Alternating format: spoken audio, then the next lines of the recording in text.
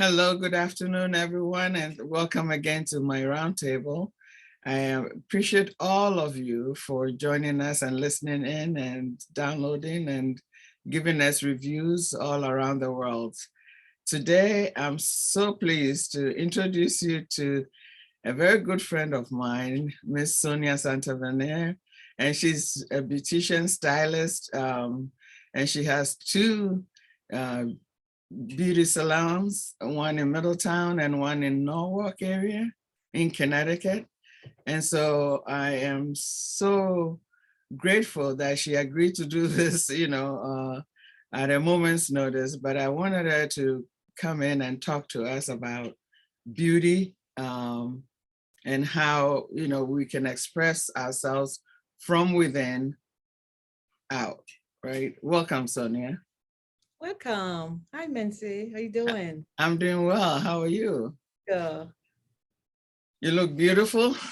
Thank you. So I'm in the beauty industry. yes, so it's natural for us to, show up in looking our best. Exactly. I know we know each other quite well. We do. We You do. want to share a memory?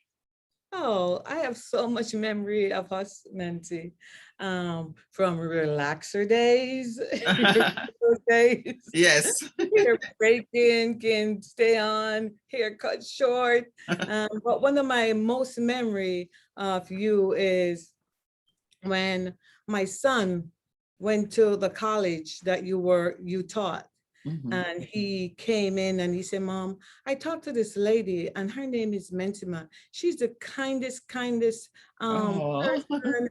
And she took me aside and she helped me with my problems and she walked me through this.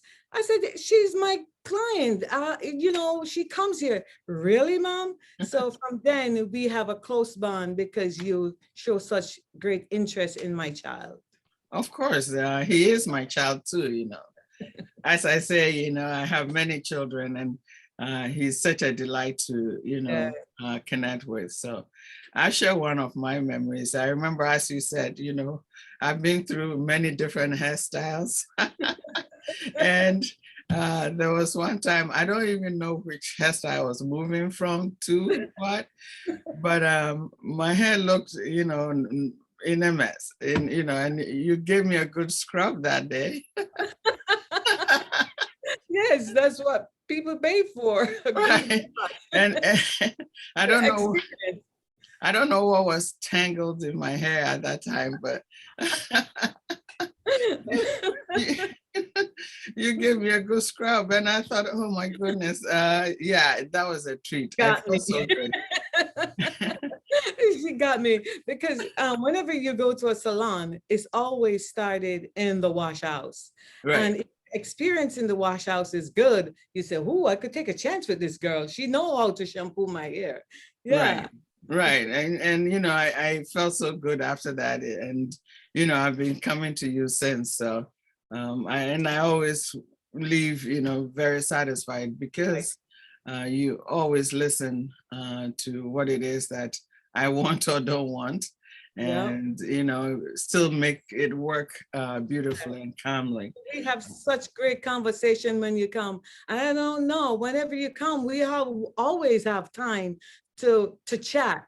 We Right. talk about our talk about spiritual being, and you always leave me so empowered that it's words can't express. Oh my goodness. Well, Always, we always. we do something for each other, right? So, um, as you know, we both, as business women, entrepreneurs, Mhm. have gone through quite a bit last year, with everything shutting down and, um, having to really cope and also adapt to the new changes we all have to make. What is Yes. your takeaway from that? Well, as you said, adapt to the new changes. None of us knew this was coming. And all of us have to dig deep within ourselves to find out what we can tap into. I found out that I am a painter. I find out that I painted my whole salon. I have some magazine, I reorganized it. And I just sit back and think deep and, love my family even more time with my grandkids, more time with my kids, more times with my mom. And it was just an eye opener to a whole lot of things, a Right. whole lot of And the yeah, things sometimes we take for granted, right? exactly. We kind of get very busy with so many things, and before we know it, time is gone and we don't think we have enough time to do other things. Exactly. But we were forced to really look deeply within ourselves and Within ourselves, our real purpose in life. right, and get rid of some of the things we don't need. Exactly. You and I have something else in common. We're both immigrants. Yeah. Yeah. So is there a story you want to share? I have one that came up to me. This. I'm from Jamaica and I came here when I was 25. And the first time I came, I was living with my aunt in Windsor, Connecticut, and I've never seen snow before, Mensi. And all night I sat up and I wanted to see snow. And everybody went to bed because nobody know when snow is coming. They said it's gonna come at 10, it probably come at 12. Right. So I waited and waited, no snow. The next morning I woke up and the whole place was full of white stuff. And I said to my aunt, who threw cotton all over, everywhere? So my uncle handed me a shovel and he said, go to work. It was so crazy, but that was one of my story of coming to America and I start my family here, met my husband, married with 2 kids, my ex-husband, married with 2 kids, and my boys, they're a delight. Boys. Right. Anybody who raised boys, you have lots of stories. Right. My boys have me on a roller coaster, but I love them. They're my joy of my heart. My grandkids, they're my whole heart. So yeah. I'm happy to say that I know both your boys quite well, and I've had good conversations with both of them as well. Yeah. So I share my immigrant story, and when you come and you have to do your go to immigration, get your paperwork, and applying for my green card, etc. And I had a lawyer. He was such a nice man, but he was old. On that. And there was one time I went to his office to see him.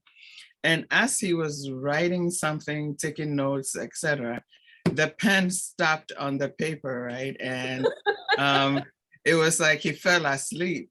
What?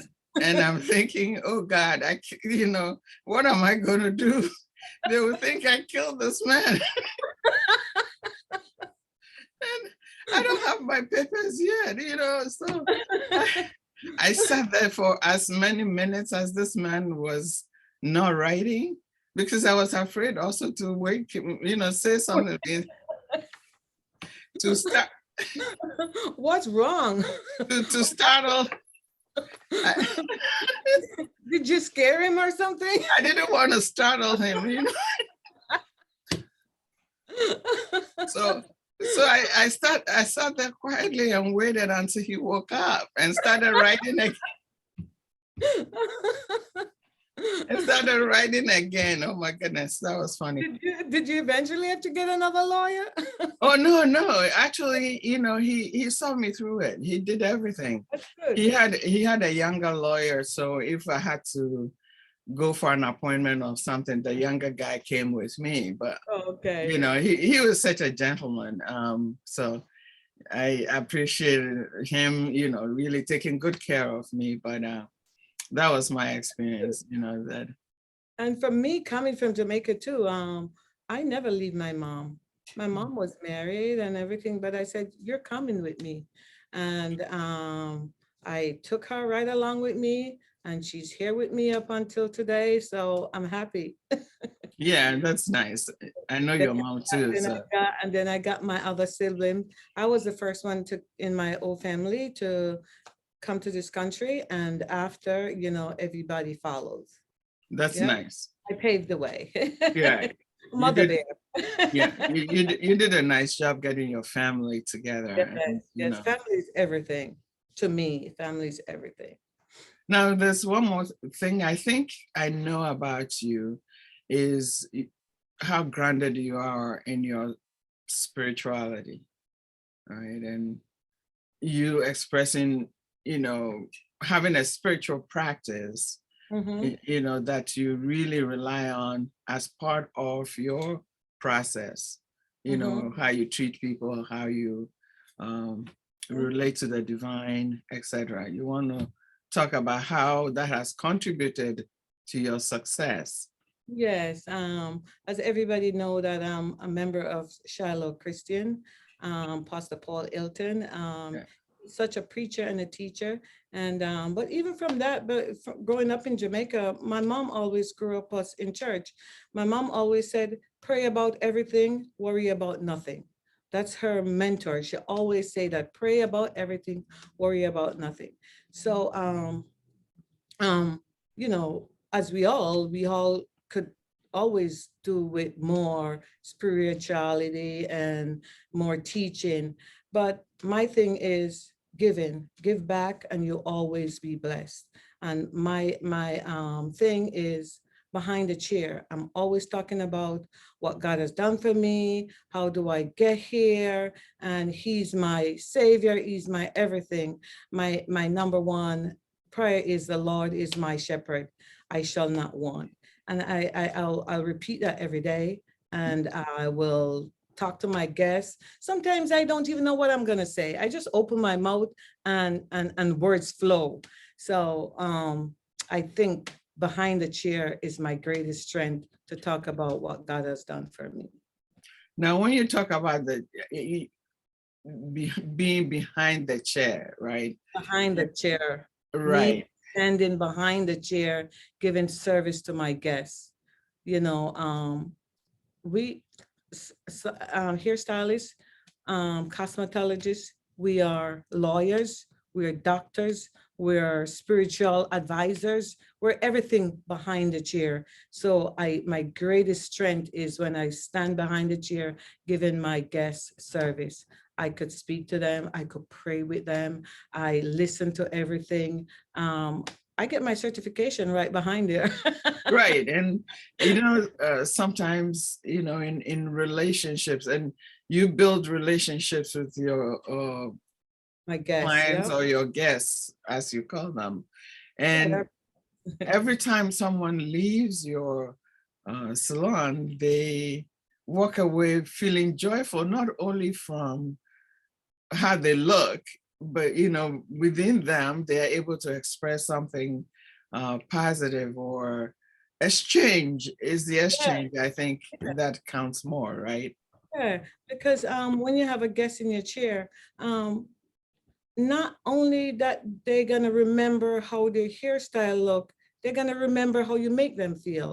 Right. Okay. And if it's just one thing you could find about the person to say, you know what, you have beautiful teeth.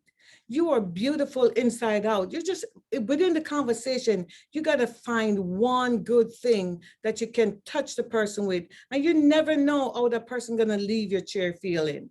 So I Right. practice that. Now, how many years have you been doing this? About 30 years. I'm 30 old. years. You're not old. I'm much old. I mean, I'm much older than you are. So, you know, We're old. I I we know. I think we're getting younger by the day, I know. right? 50 to 30. Do you want to be 30 though? Oh no. No. I remember my 30s. I mean, there wasn't anything really harsh going on, but it wasn't Having that kids, easy, right? I figuring had a life. young child then, so right. So, I think I prefer this age. Yeah, You it's so know, mature. it's We've so been through mature, and We've been through it. And as girls, as women, we get to do whatever we want, really.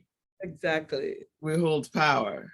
Yep. Now, talking about women, I wanted to check in with you because one of the things I noticed coming to your salon is how you have had several young women through, that you've mentored over the years, right? Yeah. And not only them working for you, but you do so many other um, coaching, um, going to these meetings out of state with them, etc. Do you want to share how and why you do them?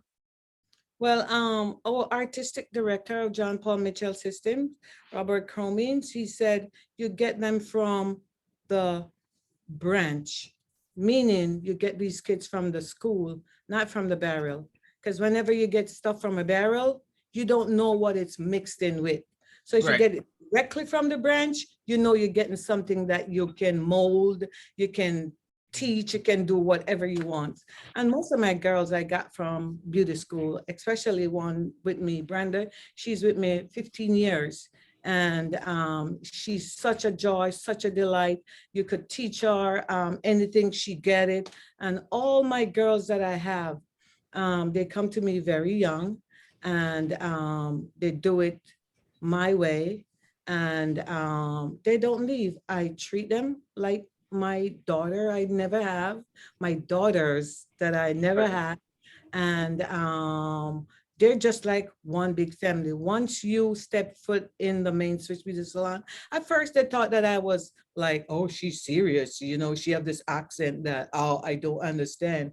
But you know what? After they get to know me, it's such a joy to work with.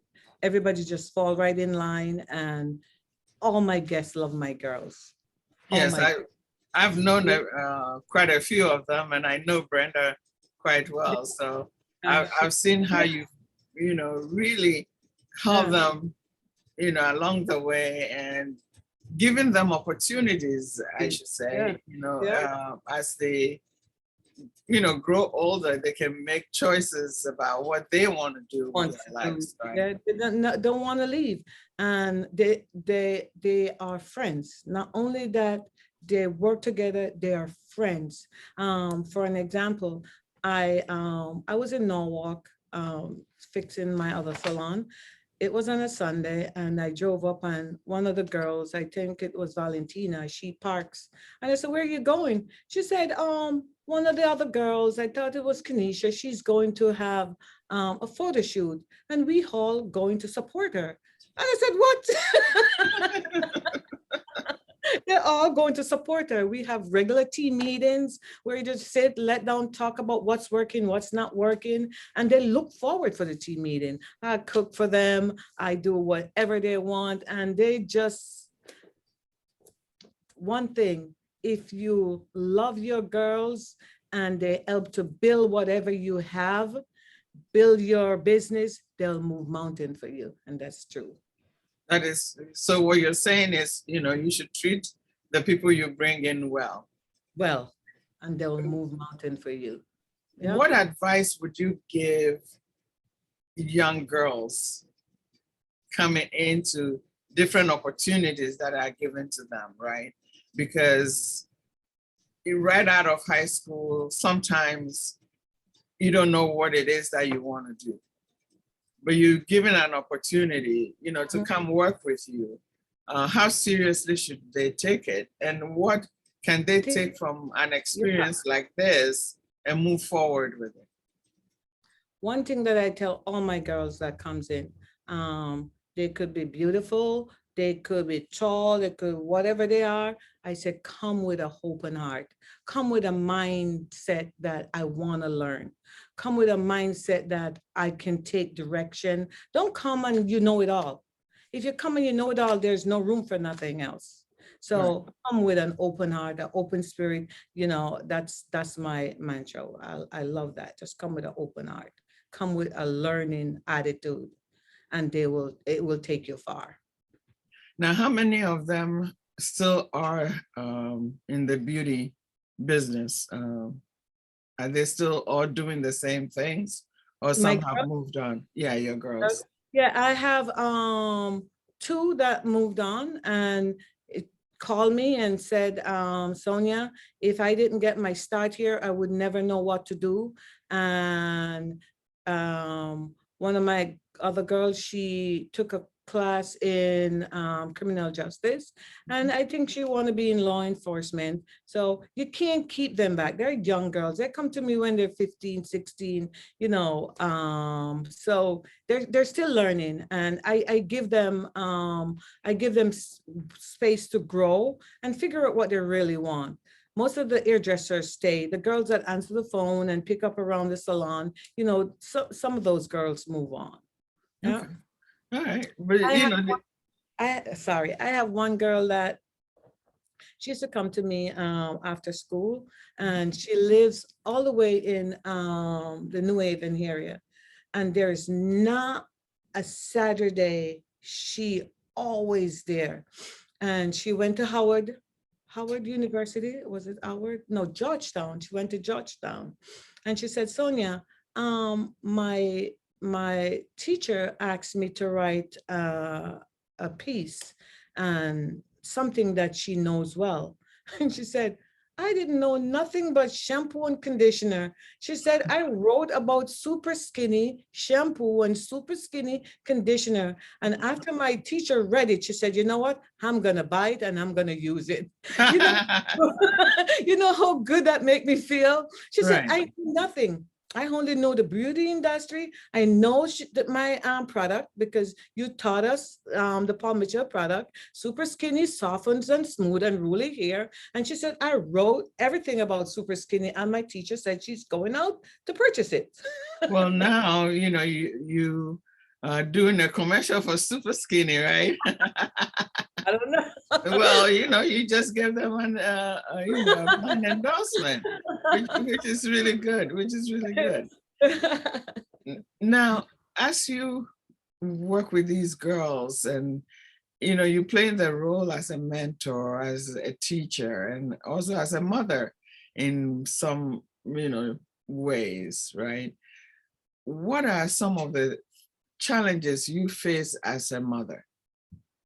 The challenges I face as a mom is my, my adult boys will tell me, I would ask question like, where are you going? What are you doing? Mom, you can't handle it. Challenges. I can't handle it. You ain't gonna Well, tell me. Don't ask us, Mom, what we're going, where we're going, or what we're doing. You can't handle it. that's funny. They strongly think that they say that because they don't want me to ask them any question, you Right. know? So it's not really a challenge. It's more like watching the kids taking on a different space in their lives, you know, where they're going, what they're doing, and who is their influencer, because, you know, no matter what you tell them, they don't believe. They listen to their friend parents. Right. Their friend parents know it better than you, ma, or whatever, you know. So, but it's just growing pains, you know. So it's life. It's not really a difficult challenge, but Well, raising kids, it's always there isn't one straight path of doing it, right? there's no, yep. And I think you and I have had conversations about this, that as mothers, we're just caretakers in a way, and we are just supposed to love our kids, Love our kids, yep. you know, and with love, you can solve many problems. Mm-hmm. With love, you can come from a place of um, goodness and, you know, just making sure that they are well and Yep. they are getting the information they need to really step into their lives successfully. Yep.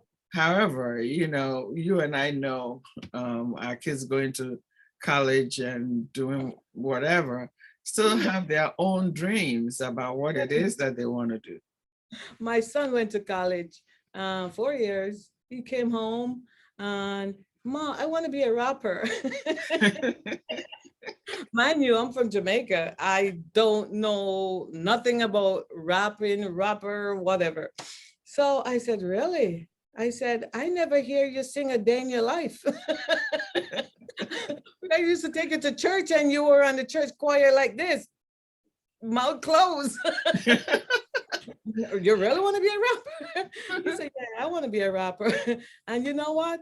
He followed his dream and he's doing well. I was shocked when he got signed by a record label, but he's doing his thing and he's following his heart. My other son, he's doing well.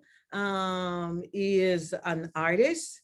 Everybody knew he was going to be an artist and he's doing excellent too. So I'm proud of my two boys. Yes, and you have some grandbabies along the way. Yes, I have four. For my heart is my Nala. She know how much I love her. I love all my grandkids, but Nala is the first one, and she took my heart the first time. So Right. I love her. That's great. She has some attitude too, right? I've seen some photos of her and posing for pictures and stuff like that. Yeah, she's our grandmother all day. That's nice. I want to expand this a little bit into, the role you play. And you talk about, talking to your guests about life in general, right? So many parts that we all go through. Sometimes you help them with their whatever it is that they're going through. You pray with some. It's almost like you are a social worker, almost, right? Everything. And a doctor, and I mean, we all I got certified behind the chair. right. You get better. Right. By the time the 10th one comes up, oh, well, I got this. Right. But everybody problems is different. Right. There's not the same for everyone. Everybody have a story and it's all different. Right. And as we tell our stories to each other, we also find pathways to healing. Yeah. Which brings me to my first, I think I've been to Girl Talk. You wanna tell our listeners about what Girl Talk is? Well, Girl Talk was born right in my salon, and we started in 1997. I think this year we're celebrating 25 years. So this year is going to be grateful, 25 years Girl Talk. And yeah, as I said, Girl Talk was started in my chair with 6 ladies. And the reason why Girl Talk, people would come to me and they will tell me what's going on in their life with their husbands, with their kids, and everything. And I didn't have nowhere to go with this. And I said to two other ladies in Salad, we should really have a Girl Talk evening. And they said, yeah, let's do it. And we started, and I thought we have like 6 women, and we all gather around and we have food, we dressed up and we talk, and we have a moderator. My moderator is my cousin, Lynette Cardi. She used to write for The Current then, and she used to work for one of the TV station. I think it was NBC. And she's a great person, great personality. We call her our Oprah. So she would come in and she would imitate and talk about, she will just have an answer for everything. Even though I am the person that put things together, I am not the one that, I'm always in the background. But Girl Talk is going strong, and every year my guests look forward for it. We started with 6 and we have about 50 ladies that attend Girl Talk right now. That's wonderful. So having run some women's group myself, I know the dynamic is really, really powerful, right? When you have a group of women, and I've been to Girl Talk, So I know, that everybody, you as the leader, and being a leader does not necessarily mean that you always hold the mic, right? Oh, But you give other people the opportunity to step up and also present themselves. And exactly. my favorite part of Girl Talk is Mhm. that every single person in the room gets an opportunity to get up and express Yourselves. what is on their hearts. Right. Yep. Yep. And sometimes some people too just listen, because when you listen, you learn. I do a lot of listening at Girl Talk. Yeah, I moderate some of it, but I listen to other people. So I learn. Because doing Girl Talk, a lot of people didn't know that most of my healing from my divorce came from Girl Talk, because I listen. Oh, you're not the only one that going through this, you know? So Right. it was good.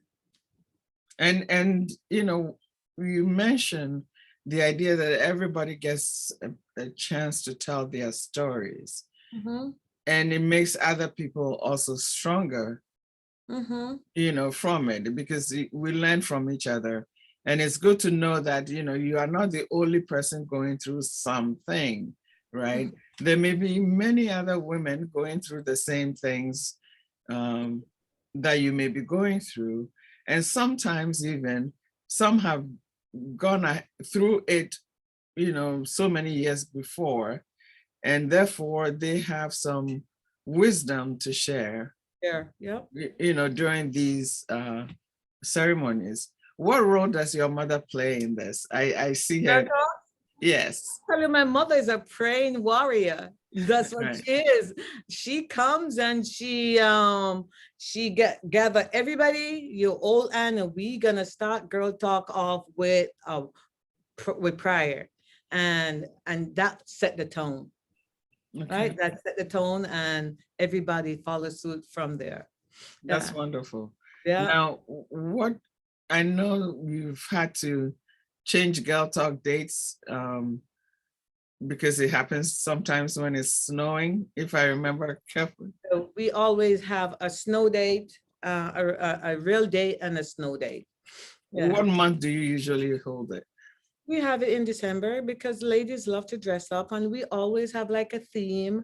Like Right. sometimes we have blues, sometimes we have all white, sometimes we have reds. It's all, depend on what the girls in the salon, they will put the invitation together and they said, well, this year we're gonna be red and black, or this year we're gonna be all red.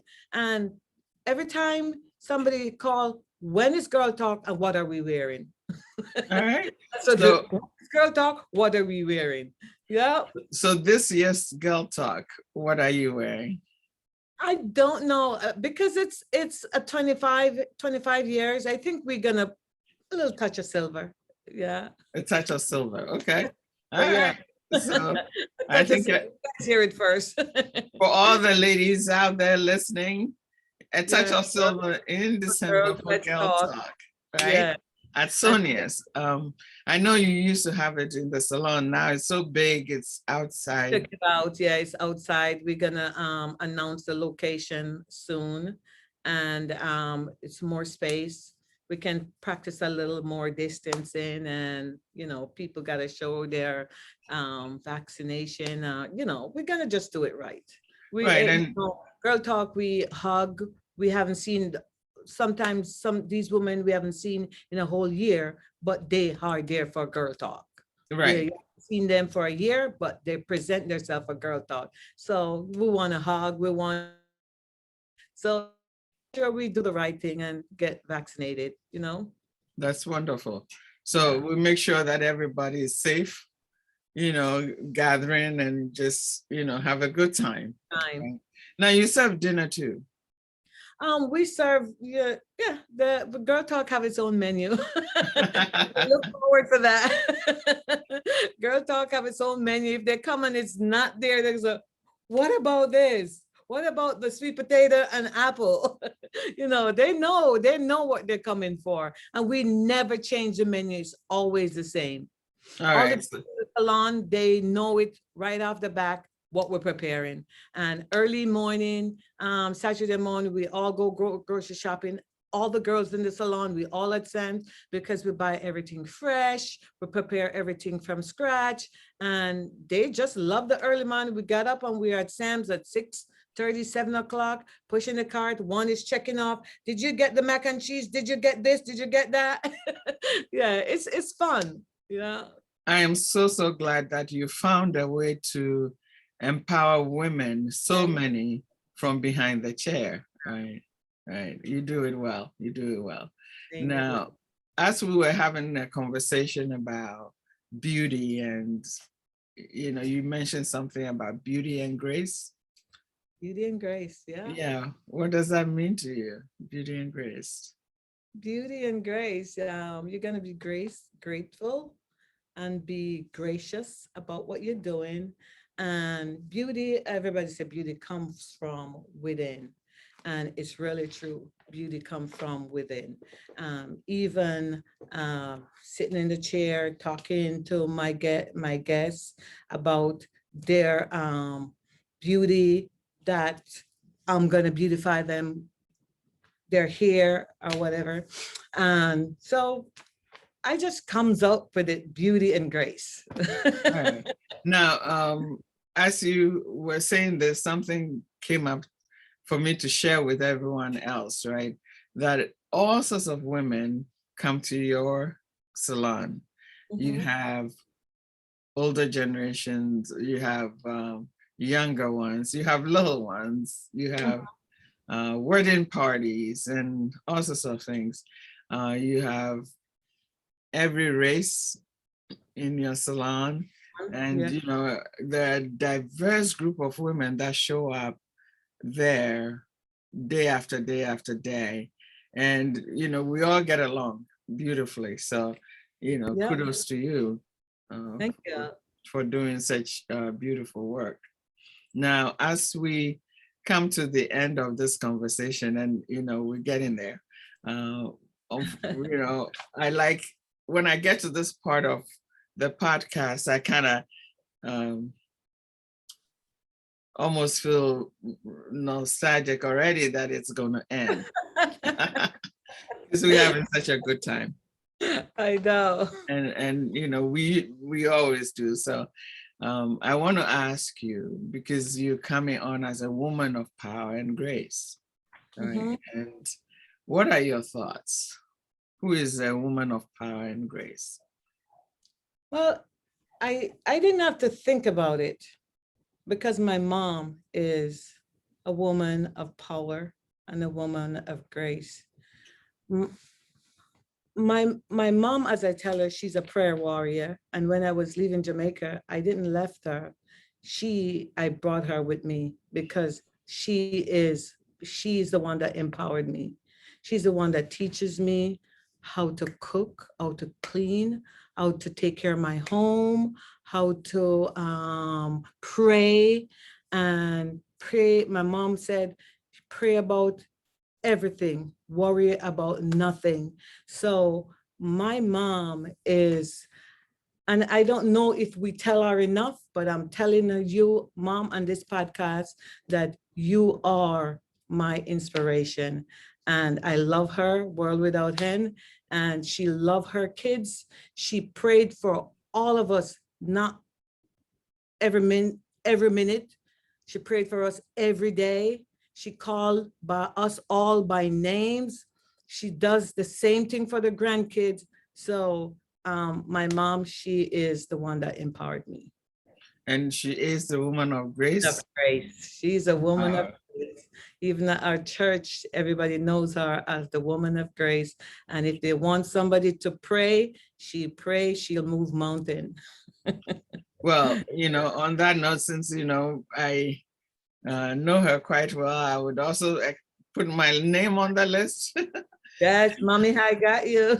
Yeah, tell Mom, I'm my name on the list.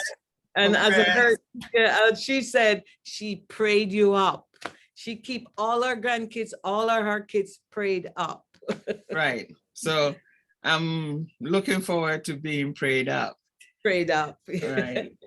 Thank you, thank you, thank you so much for. Thank you. Uh, Love you. Take care. love you too. Yeah. Thank you, and I thank all the listeners for showing up again. And if they will review our conversation and let us know how they felt about it, that would be wonderful. Thank you all for listening. Bye bye. Ciao.